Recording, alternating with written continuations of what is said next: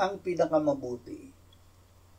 Alam ng maraming ama na magbigay ng mabuti sa kanilang mga anak. Kung ang kanilang anak ay humingi ng isda, hindi nila bibigyan sila ng ahas. Kung humingi sila ng itlog, hindi nila bibigyan sila ng alakdan. Higit na sakdal kaysa mga ito ang mabuti na ibinibigay ng Diyos sa atin. Hindi ipinagkait ng Diyos ang kanyang sariling anak, kundi ibinigay dahil sa ating lahat. Dahil dito, ibibigay din niya sa atin ang lahat ng bagay kasama ng kanyang anak.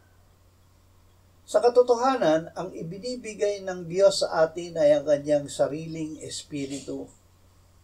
Sinabi ng Panginoong Hesus, kung kayo nga na masasama ay marunong magbigay ng mabubuting kaloob sa inyong mga anak, gaano pa kaya ang inyong Ama sa langit na magbibigay ng Espiritu Santo sa mga humihingi sa Kanya?